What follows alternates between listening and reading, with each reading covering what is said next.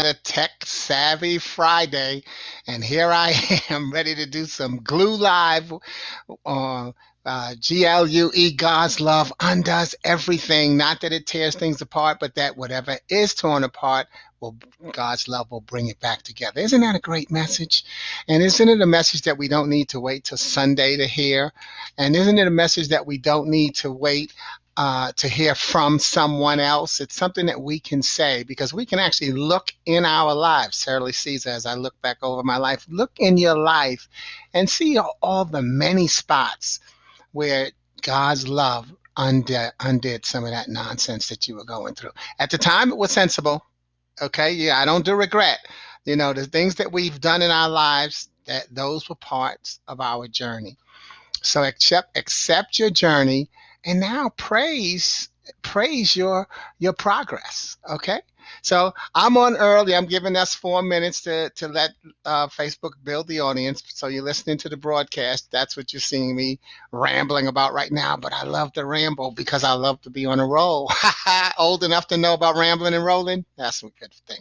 Hey, look, those of you who, if this is your first time on Glue Wednesday, it's Glue Friday. It started out as Glue Wednesday, where a lot of people used to say, and they still say, Wednesday is the cliche is that Wednesday is hump day.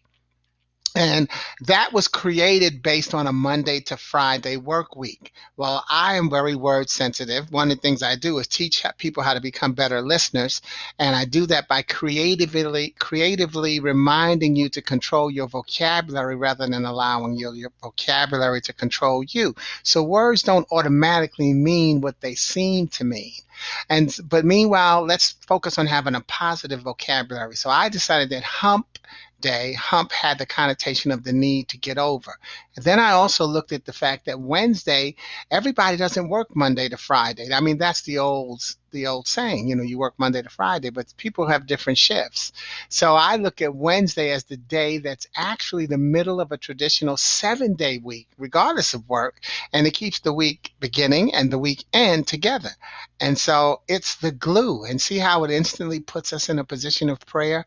And that's why I call it Glue Wednesday, because we need to keep it together. And how do we keep it together? With God's love. God's love, GLUE. God's love undoes everything. So that's how I named Glue Wednesday. So that being said, we're in less than 2 minutes. We're going to start today's message. I see I've got some viewers on there. Don't know your name. Feel free to throw a note in there because I threw my shout outs while it's building the audience, and then I try to focus on the message once we get started. But thank you for coming on board. Always glad to have new people on board, even people who are coming in to take a taste. That's what you've got to remember too as well.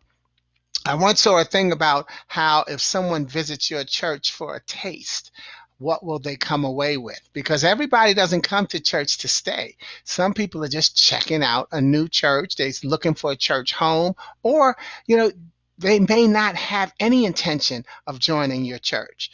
They may be visiting from another city, another state. They may, just need to take a break. They've decided, let me go to another church today, maybe because they were running late for their church. Don't just decide that you know what people are doing or what they're going through. What you want to focus on is, what are you doing? What are you going through? Isn't that enough to worry about? I think, I don't think, but I know Jesus even said, I just don't know where he said it, but he said to somebody, he said, what is it to you what I'm going to do with him? And I think it was in the book of John where he, someone said, well, what about him? And then Jesus said, well, don't worry about what I'm doing with him. Worry about what I'm doing with you, and and enjoy what I'm doing through you. So let's get started. Today, I get to cheat a little, as I put in the promo, because I get to put my foot on the gas, and the gas is GAS, the Glue Alphabet Series, where what we're doing is each message continues to feature the next letter in the alphabet. Paulie gave me that idea. He said, "Why don't you, focus your message on each letter of the alphabet?" Because I started out anyway, making it a literacy lesson where I show people how how they can be a creative writer as well as a business writer by taking your theme, taking the letters that you want in your theme, and then you create that and mix those into the message. So what I decided to do was every week take a different letter of the alphabet, or every message. I said every week because it used to just be Glue Wednesday, and that's what I forgot to say in the promo. I have upgraded Glue Wednesday to Glue Monday and Friday, and we'll do that throughout the pandemic, so that we can get a good message Monday, Wednesday, and Friday. Then Tuesday and Thursday, by the way, I do what's called the Bed Talk Challenge, a less than 5 minutes, 5 minutes or less, or around this. Message that you have to do from your bedroom. It's a takeoff on the TED Talks, but you just have to be in your bedroom. It doesn't have to be bedtime. You don't have to be going to sleep. It's something that a speaker friend of mine, Dave Rendell, came up with. It's called the Bed Talk Challenge. So I've been enjoying participating in that as well. But anyway, so today the reason I say I get to cheat is because our letter for today is one of my favorite three letters in the alphabet. One of my favorite three letters, R, S, and K. Yeah, the K is the letter for the day, but the R, S is for Ryspodii, my birth name, Sporty, my nickname, and King, my last name. So your K words for today, and these are words that people put in the thread while I was doing the I word. So they put these words in the thread to make it come into the next message, and that's what you get to do.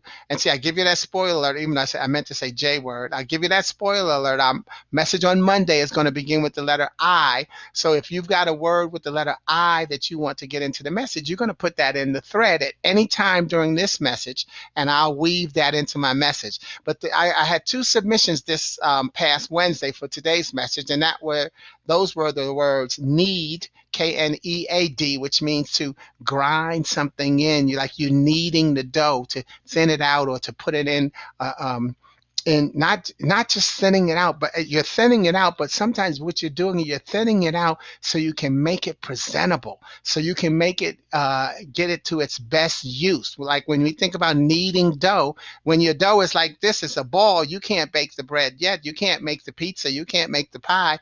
Once you knead it and you flatten it out, then you get to use it for the purpose that it was given to you. See, so kneading something is putting it in its best form to your personal need. Need and need, cool. And then the other word is knowledge, which most of us understand knowledge, and that is to understand. It is to understand something. It's to be aware of what's going on around you, but also beyond you. It's knowledge, and sometimes knowledge is hidden, by the way, in intuition. So knowledge is not all. Have you heard people say someone is book smart but street dumb, or street wise but book smart? Okay, so knowledge does not have to come in one form or format, and therefore you have knowledge. And sometimes we deplete our own knowledge by deciding that we are lacking something, instead of recognizing that everything that we have is a part of who we are, and we have so much more than we think we have. So my feature poem today will be, In Fact, I Do Know. And again, if you like a copy of the poem, then you're going to send me an email message. You're not going to put that in the thread. You're going to email me at unclesporty@gmail.com. All right, and that's in the feed as well. But I'm going to open with the poem on this broadcast because it's the reason that I chose the broadcast title. In fact, I do know. And in 2005, I wrote it. It's from my book, A Poet in Every Prophet. There's the title, A Poet in Every Prophet. See, and there's the creativity. You can see it right there. See how poets in small letters, the word poet, but look at the word prophet. All the capital letters, P-O-E-T. And so I say that because whenever I'm teaching someone about writing poetry, I encourage them to recognize that there's prophecy in your words. Your poem is your poem. I used to be an artist in residence at Purdue University for their Haraka Writers poetry ensemble. And it was so funny, when someone say, well, do you think this poem is good? And I'm like, excuse me, you go to Purdue. Yes, the poem is good. Shout out to my Haraka writers, all right? Okay, but I've said the same thing to anybody when they said, do you think this poem is good? And I always say yes. Now, that's not me being insincere about the quality of your poem. It's your thoughts. It's a creation that came through you. Yes, it's good. I don't even need to read it to know it's good. I can then read it and I just enjoy it to find what your connection is, how you're sharing your message. That's what it's all about. So, in fact, I do know that I actually wrote this comment after the poem to go with the poem, but I'm going to read the comment first and then read the poem. And the comment is blind faith. I've used that term several times in describing my belief in myself and my business. And I've had it said to me, you don't know how many people you've helped, etc. And I've humbly moved the conversation along. Then I recognized that I could better share my gift by knowing and acknowledging my source. I don't seek to mock or discredit their comments. I seek to strengthen my spirit by knowing that I am doing the work created for me. How did you get where you are today? God is my source. As I help you, to him goes the glory. So, in fact, I do know. You see, you think that because you can touch me, I don't know how I affect and impact the lives of those I touch. Yet you tell me I touch you.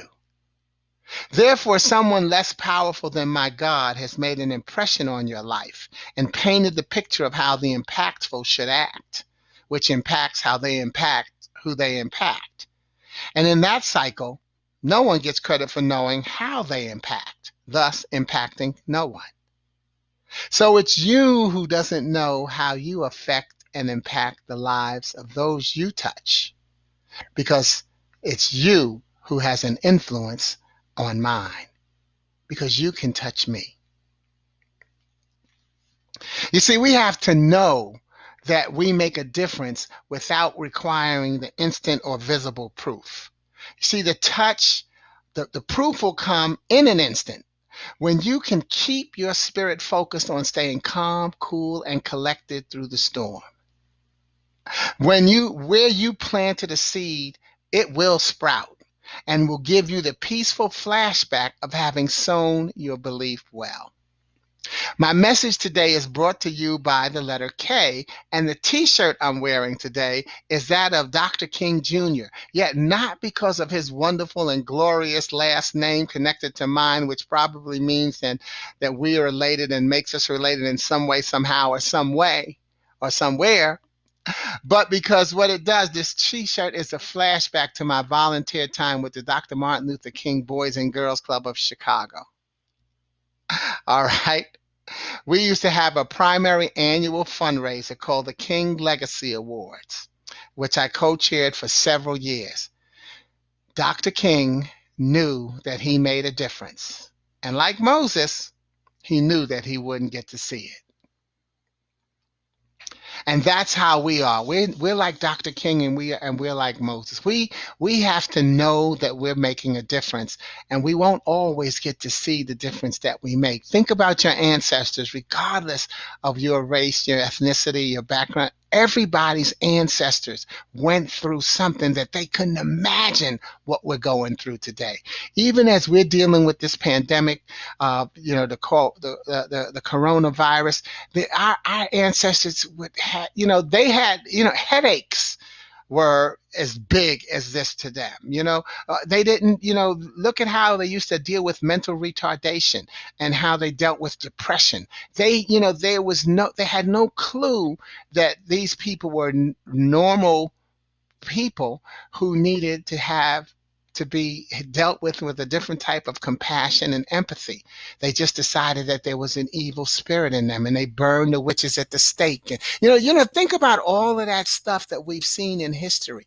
That's what we're doing right now. We're making history. And again, what I like to point out, the difference is right now, the reason we can really pinpoint it on history is this is not happening in your home, in your neighborhood, in your city, in your state, in your country. This is happening around the world.